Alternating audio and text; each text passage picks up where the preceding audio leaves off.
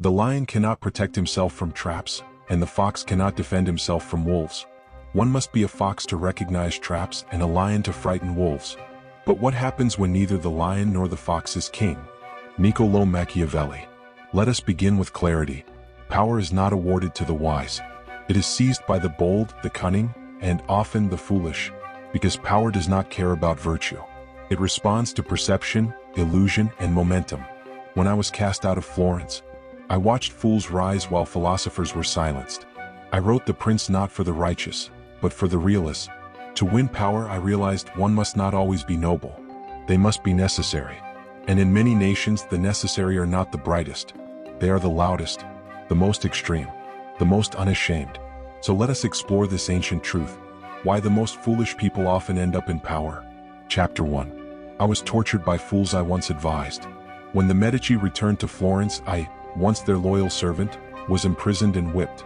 Not because I failed in wisdom, but because I failed in flattery. Fools hate what they cannot understand. And when they take power, their first act is to silence those who see clearly.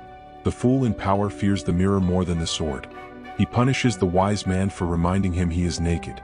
And so he surrounds himself with echoes, not counsel. I learned this in chains, while those who mocked reason sat on golden chairs. To rise in such a world, one must play the fool, or perish as the sage. For power often bows to illusion, not intelligence. What I discovered in my downfall is that intelligence without influence is impotent. The corridors of power are not built for truth but for performance. Wisdom is not enough. It must be dressed in something palatable to those who hold the reins. I did not fail in insight, I failed in adaptation. The fools I once warned had no patience for subtlety, no ear for nuance. They saw strategy as trickery and caution as weakness. They viewed thoughtfulness as disloyalty. Once they tasted authority, they demanded validation, not vision. They rewrote history in their own favor and labeled dissent as betrayal. My education, my loyalty, my service, none of it shielded me from their vengeance. Power in their hands became revenge against reason. Those who survive such regimes either sell their integrity or bury it. I had chosen truth over convenience, and in doing so, I became expendable. When reason is not rewarded, survival becomes an act of self-denial. Many great minds throughout history have found themselves in dungeons or exiles, not because they were wrong, but because they were too correct too soon. When leadership prefers cheerleaders over challengers, it is only a matter of time before the fools in power burn the very books that tried to save them. There is a terrible irony in the way fools treat the wise. They often elevate them during times of struggle, only to discard them once power is secured. I was useful to them when they needed strategy, diplomacy, and analysis. But when those same tools began to reveal their own inadequacies, I became a threat. Fools cannot bear to be outshined by intellect, even when that intellect is in service of their own success. They mistake insight for insubordination and loyalty for manipulation. In their insecurity, they attack the very minds that help them ascend. The result is a system where talent is punished and sycophancy is rewarded. A regime led by fools inevitably becomes a court of jesters, where the loudest laugh drowns out the most important warning. Chapter 2. My letters were read by princes, ignored by politicians. I wrote of statecraft, of human nature, of war and governance. Princes read my words in secret but never quoted them aloud. Why? Because my truths demanded courage. The fool, however, offers comfort, not clarity. He promises ease, not effort. And the people, weary from life, choose honey over medicine. The foolish leader learns quickly, say what they want to hear, not what they need to know. This is how mediocrity becomes magnetic, and wisdom becomes dangerous. Even truth, if inconvenient, is treated like treason. The educated elite understood my principles, but they feared the consequences of applying them publicly. Politicians, unlike princes, serve the crowd more than the crown. They are constantly aware of optics. Truth is risky because it demands accountability. It challenges existing myths and exposes failures. Most political figures, therefore, prefer slogans over substance. My writing was too honest, too raw, too unforgiving. It stripped away the illusions people rely on. Real power, I wrote, is not about justice, it's about control. That statement alone could end a man's career. So instead of embracing realism, politicians retreat into the language of hope and idealism. They promise what they cannot deliver because the public demands the illusion of progress. In a democracy, where perception is more valuable than performance, the truth becomes a liability. This is why my work has remained both revered and avoided. Everyone wants the results of strategy, but few want to pay its moral price. My books became private tools, not public doctrines. To be politically useful, you must entertain, reassure, and distract, not reveal. And so, the foolish leader, though ill-equipped, rises by saying less and smiling more.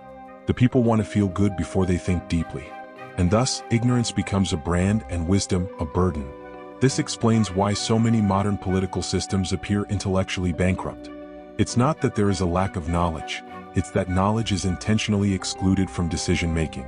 Politicians avoid complexity because complexity requires explanation, and explanation risks confusion or rejection by the public.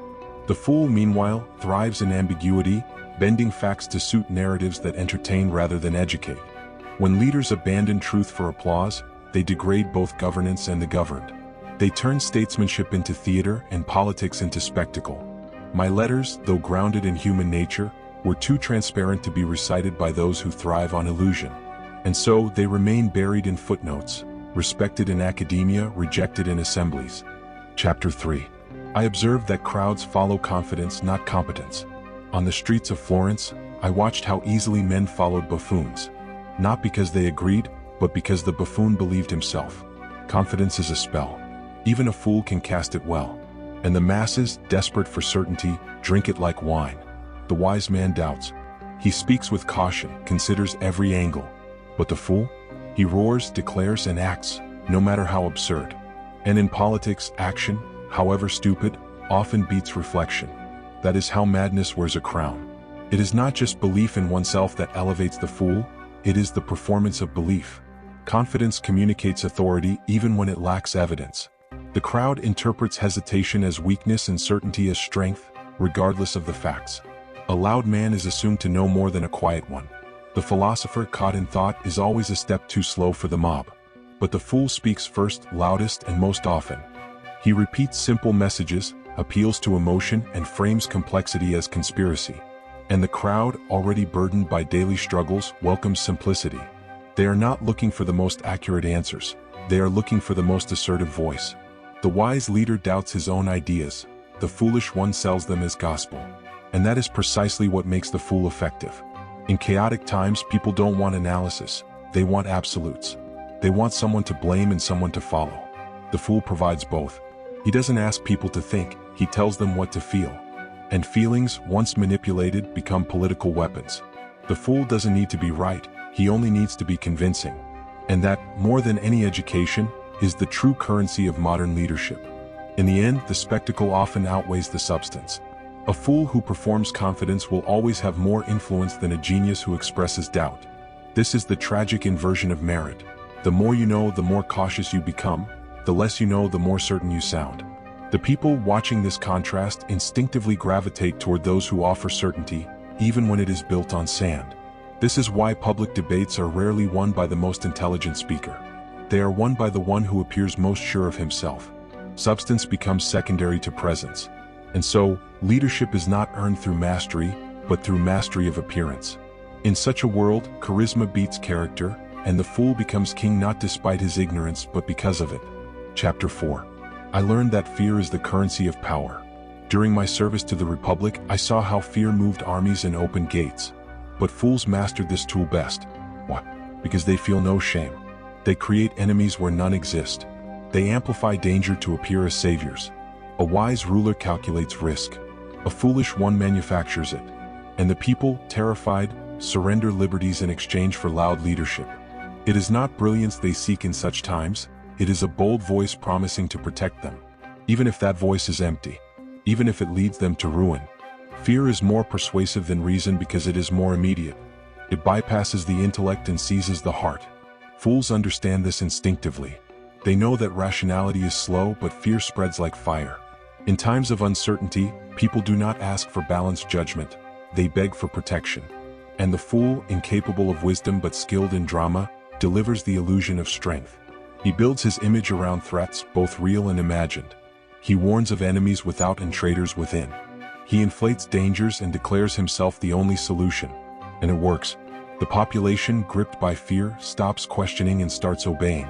Freedoms are traded for promises of safety. Dissent is rebranded as sabotage. Fear silences critics more effectively than any law. The wise man who urges calm and reason is drowned out by the hysteria the fool orchestrates. In truth, fear is a ladder, and the fool climbs it fastest because he is unburdened by ethics. He does not weigh consequences or consider the long-term effects. He needs only the present moment and the emotions of the crowd. In such a climate, the best leaders lose not because they are wrong, but because they refuse to scream. Power then becomes a theater of panic, where the loudest actors take the stage and the wisest are left in the wings. And once fear has been established, it becomes self-sustaining. The population, conditioned to anticipate threats, begins to see enemies even in shadows. They start to believe that safety is only possible through obedience. The fool, having built his throne on this terror, now rules with minimal effort. He no longer needs to prove his competence. His continued existence is perceived as protection. The moment anyone questions his leadership, they are painted as dangerous dissenters or naive idealists. Fear becomes both sword and shield. It enforces silence and demands loyalty. And the people, having given up the habit of thinking critically, accept their chains as protection. This is how a society dies, not with violence but with a whimper of relief, mistaking captivity for safety. Chapter 5. I was exiled not for lies but for loyalty to truth. I was not cast out for disloyalty, but for refusing to become an accomplice in deception. In corrupt systems, truth becomes the enemy, not because it is incorrect but because it is inconvenient. It destabilizes false narratives that power depends on. When I refused to bend my speech to fit the desired illusion, I became a threat. Those in power do not fear liars, they use them. But they fear the honest man, for he cannot be controlled. A ruler who demands loyalty to his ego instead of to principles cannot coexist with those who tell the truth, even when it is uncomfortable. Flattery becomes the currency of power, and sycophancy is mistaken for wisdom. The competent are sidelined if their clarity endangers the fantasy. As the echo chamber deepens, reality is replaced by repetition. Disagreement becomes heresy. Integrity is punished as treason. And exile in such a place is not a mark of disgrace, but of distinction. I found myself among a growing number of thinkers who were silenced not for being wrong, but for being honest. Tyranny doesn't always wear chains and iron. Sometimes it wears fragile pride and loud applause. The worst injustice isn't being falsely accused, it's being erased for speaking clearly. A healthy society tolerates dissent. A decaying one fears it. Exile becomes a silent reward for courage. The tragedy is not that I was expelled, but that the people accepted it. They preferred the comfort of familiar lies to the discomfort of hard truths. In such a climate, even silence is seen as subversion. People learn to police their own minds. The fear of being truthful becomes greater than the fear of being deceived. The result is mass compliance. And eventually, the truth must either go underground or leave entirely. I chose to leave. Not because I hated Florence, but because I still loved truth. The deeper tragedy of my exile was not personal, it was cultural. When a society reaches the point where truth-tellers are treated as enemies, it reveals its own decay. Exile becomes more than physical. It becomes intellectual. Honest minds self-censor. Artists dilute their work. Thinkers withdraw from discourse. A silence settles over everything. What remains is a hollow version of culture, propped up by illusions and shaped by fear. Institutions begin to rot from within, preserved only by rituals and slogans. Even those in power become prisoners of their own myth. They must pretend endlessly, afraid that the truth might slip out. The exile of the truth speaker is not an isolated event. It is the beginning of the end for any civilization that no longer values what is real. Those who cheer the exile will one day suffer from the absence of wisdom. Chapter 6. I witnessed that simplicity sells, complexity condemns. The public sphere does not reward depth, it punishes it. While I spent years crafting nuanced frameworks to understand the mechanisms of power, the people turned toward quick answers. They didn't want thought, they wanted affirmation. The masses are not unintelligent, but they are overwhelmed. Complexity demands time, focus, and emotional neutrality, three things scarce in a distracted age. Simplicity, on the other hand, offers immediate relief. It reduces the world into digestible pieces.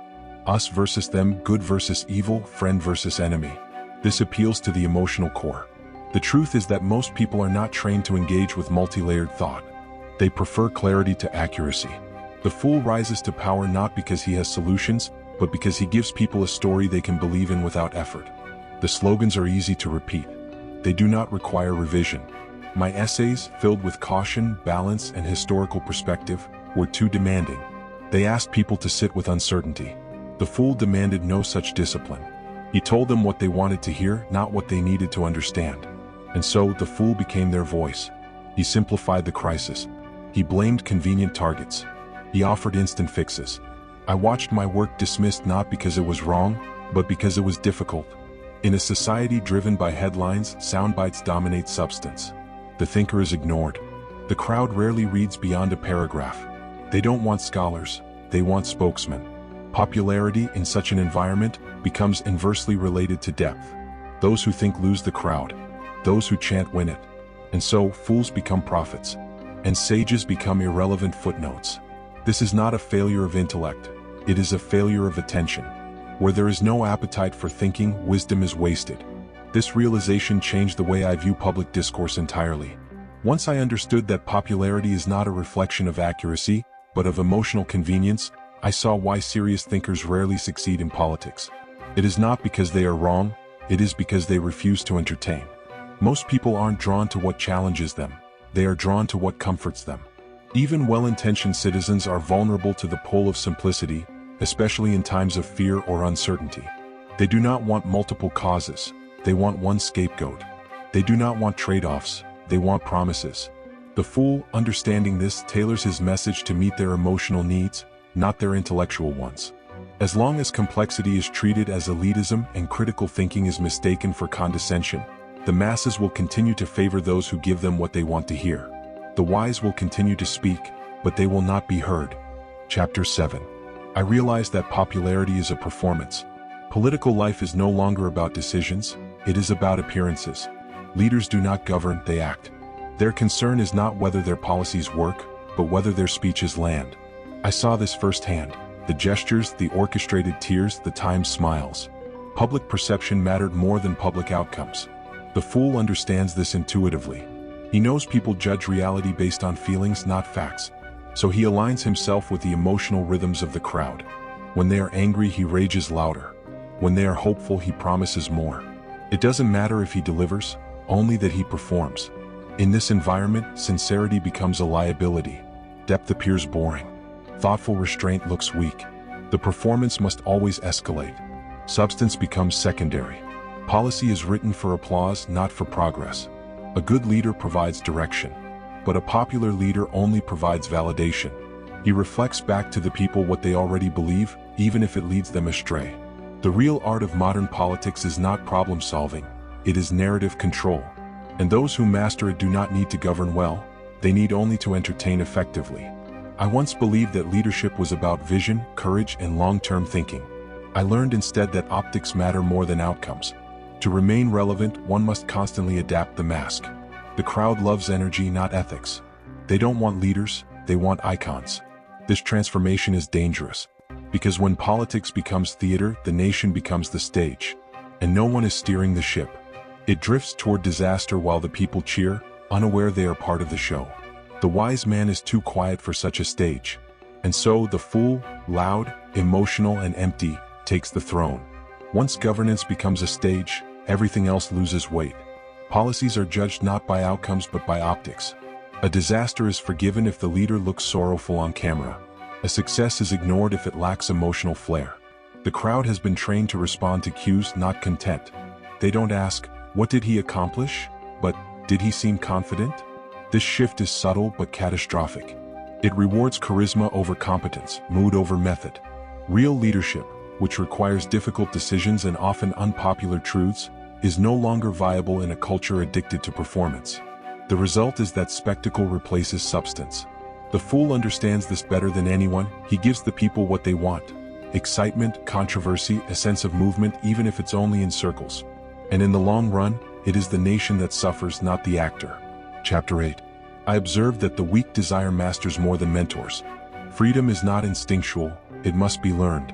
And if people are not taught to handle liberty, they will surrender it for the illusion of safety. I observed this repeatedly. People would rather be told what to do than be challenged to think for themselves. A mentor encourages growth, asks questions, and fosters independence. A master demands obedience. The mentor empowers. The master controls. Yet time after time, I saw the public gravitate toward those who promised certainty, even if it came with chains. They were afraid of the unknown. They craved clear rules, not open questions. Freedom scared them because it required responsibility. It demanded maturity. The fool knew this well. He wrapped control in noble words, calling submission unity and censorship protection. And the people, untrained in liberty, believed him. They accepted the comfort of guidance over the burden of autonomy. The master's rules were clear. The mentor's advice required interpretation. So the masses rejected the latter. They did not want to think, they wanted to follow. And the fool exploited this. He became their shepherd, not out of care, but out of convenience.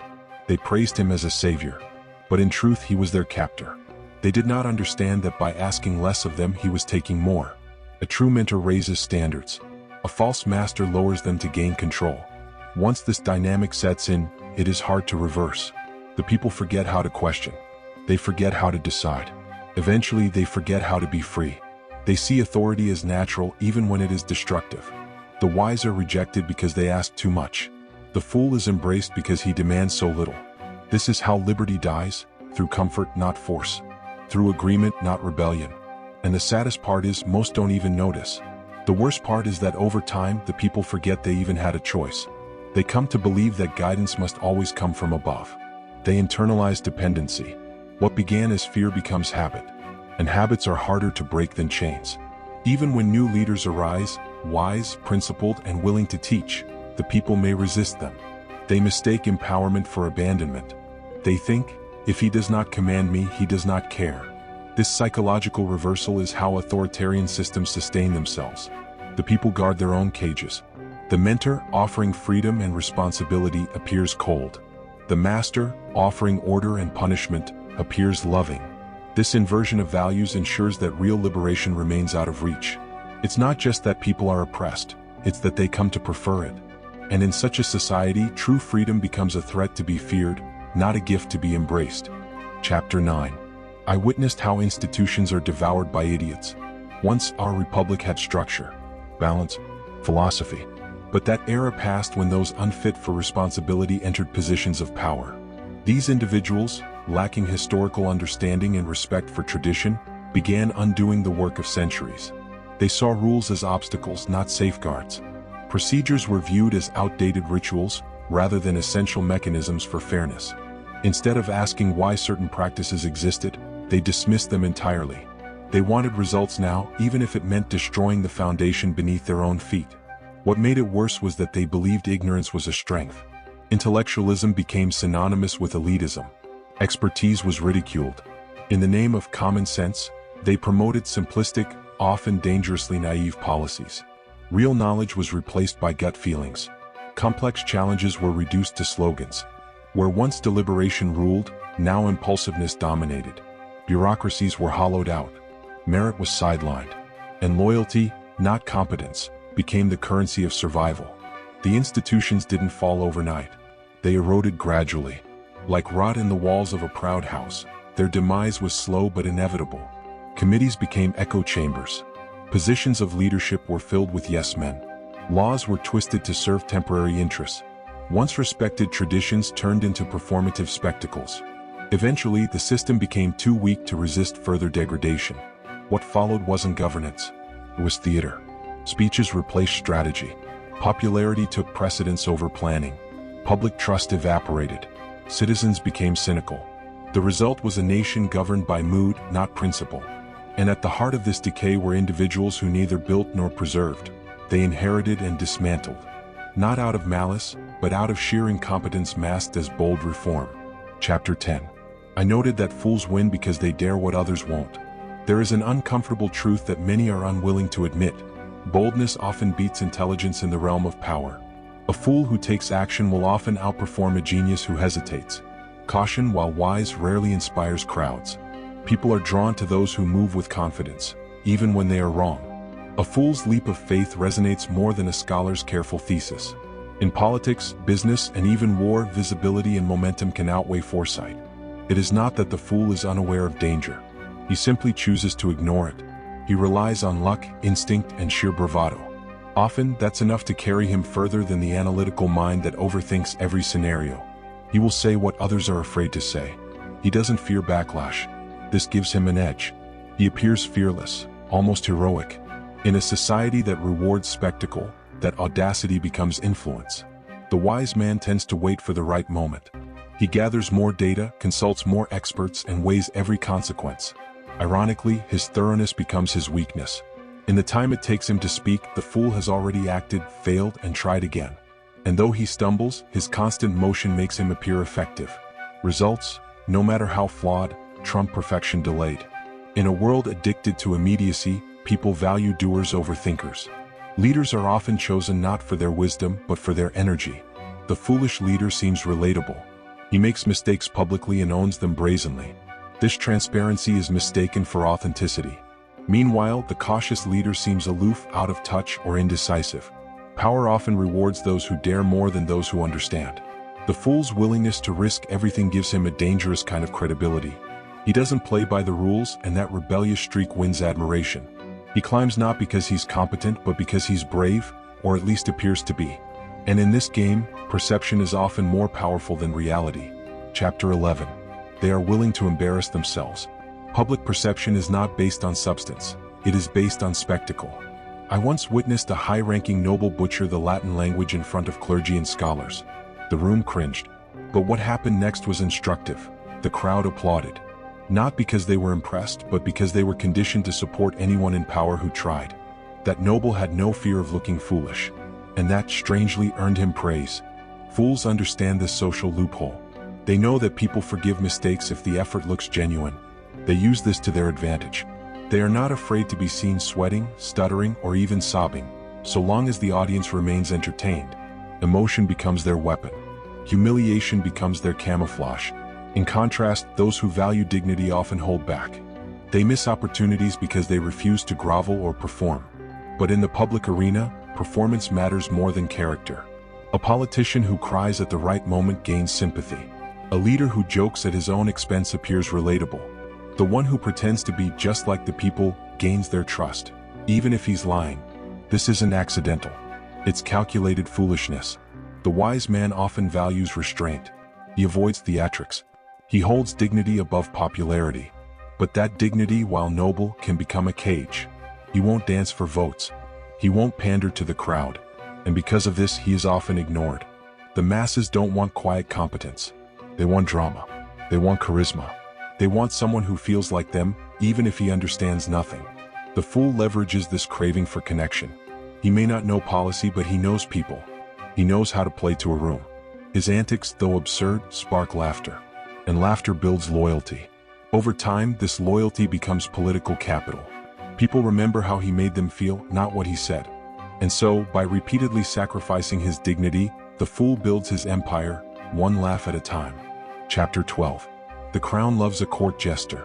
During my exile, I observed something that had always been true but rarely admitted. Control information. The public wants entertainment, control the enlightenment. In the courts of foreign leaders for power was not determined by the strength of armies or the wealth of families. Bread keeps them alive, it was determined by keeps them docile. Secrets were more powerful than any sword or shield. Than the man who can make them traded, hoarded, and in times of hardship, precision, that laughter and each decision based on them had the potential to shape the future. The jester's rise is not accidental. I learned that controlling information was the key to controlling the outcome of any situation. Stage. While others were distracted by fleeting moments, his foolishness is not always real. Carefully cultivating the knowledge it allows him to fail without consequence. Information is not without accountability. It is a weapon that can shift the balance of power itself. Every minor success I didn't simply acquire information. This creates a cycle where the jester always wins strategically because he's never expected to be more than close to my chest. This strategy was shared even in the highest offices.